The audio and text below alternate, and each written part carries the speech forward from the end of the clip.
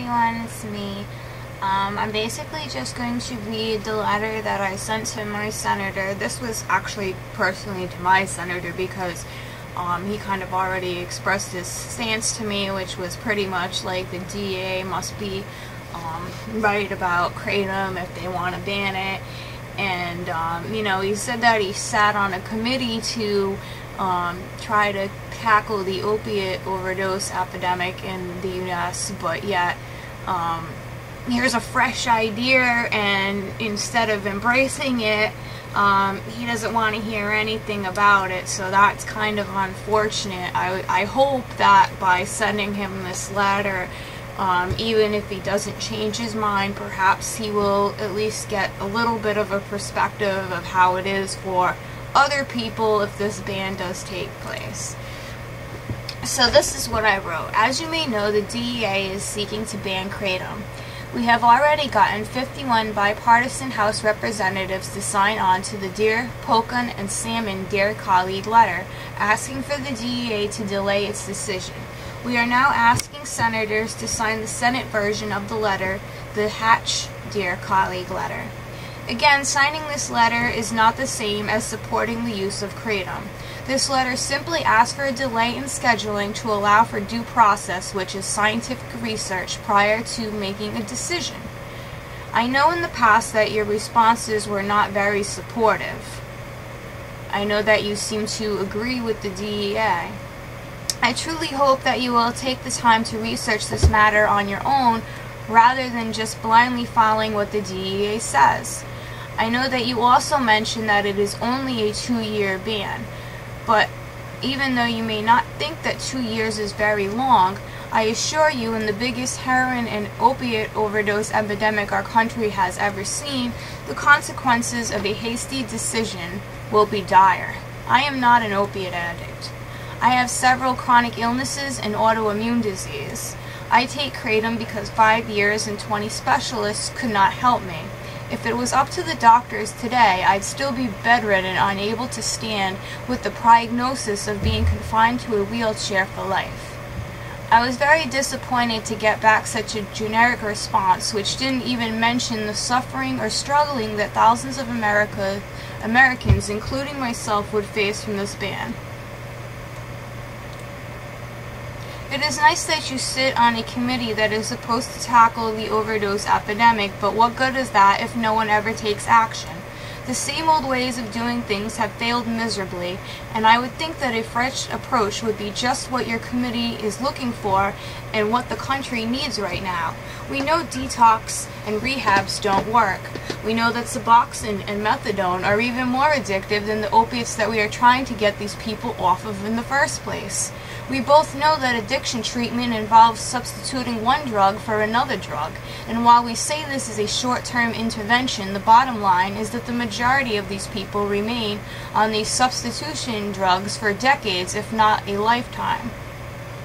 I'm not asking you to agree with me that the Kratom plant is the solution, but surely you can see the harm in scheduling something that people are using to wean off of heroin and other opiates during an overdose epidemic. What do you think the people are going to do, especially since the DEA wants to put Kratom plant in the same category as heroin? They are going to opt to go back to the heroin. After all, the same penalties apply whether they are trying to get clean as if they were trying to get high. Who is going to risk long jail terms to get clean? No one. I've already seen plenty of heart-wrenching stories of people losing their 1 or 2 year sobriety because of the anxiety caused by the announcement of this ban. I have seen chronic pain patients that are going back on 30 different medications, including opiates, which is more likely to lead to a negative health effect and or death than just a plant. I've heard other people resigning to suicide if this ban takes effect. What this ban will accomplish is driving even more people onto opiate pain medication and back into the jaws of addiction, which will lead to even more overdoses. If you are trying to make things better, then this is an obvious mistake. Kratom is not an opiate and has very low potential for overdose because it does not cause respiratory depression. The DEA is honestly using half-truths and totally fabricated facts to make a case for an emergency scheduling. First, they claimed that 16 people had died because of kratom use. Then, when the toxicology reports came to light showing that 15 of those deaths could be attributed to the ingestion of polysubstances, including illegal and prescription drugs, they admitted that there's only one listed as a possible kratom intoxication death. They are making minute amounts of calls to the Poison Control Center and making it sound like a crisis when even vitamins get more calls into the Poison Control Center than kratom. Tylenol is a perfectly legal over-the-counter pain reliever that has killed 1,500 people. Even 5-Hour Energy has killed 5 people, but we don't emergency schedule Tylenol or 5-Hour Energy drinks, do we? That's because in the big picture, these numbers are trivial and don't actually pose any threat. There are millions of people drinking 5-Hour Energy and taking Tylenol that have no bad effects. How can the DEA justify an emergency scheduling with one possible death and a few hundred calls about kratom a year when they get in hundreds of thousands of calls about other substances per year, and there were 100,000 deaths for other substances per year, and yet no one's batting an eye at the astronomically high amount of negative outcomes for anything else? Please, Senator, use your own judgment in this case. The DEA, or any government agency for that matter, is not always right. They did not control Congress with this action. They did not research before making this decision. Haven't the American people suffered enough? Aren't there enough people in jail, sick people that became criminals under our law for using cannabis instead of dropping dead? Now we are going to make even more law-abiding citizens criminals because they have the misfortune of bad genes, falling ill, or some doctor got them hooked to pills that they are trying to get off of. Should they be forced to take even more addictive substitutions like methadone or Suboxone? Options that most of these people have probably already tried and failed to help. Should I be forced back into opiate pain medications that I have a bad reaction to, cluster migraines that leave me unable to stand or walk? Should I have no choice into what I put in my body? If the legal stuff makes me sick, so then my only option is to get worse, suffer, or commit suicide. What kind of country leaves its people with only those alternatives?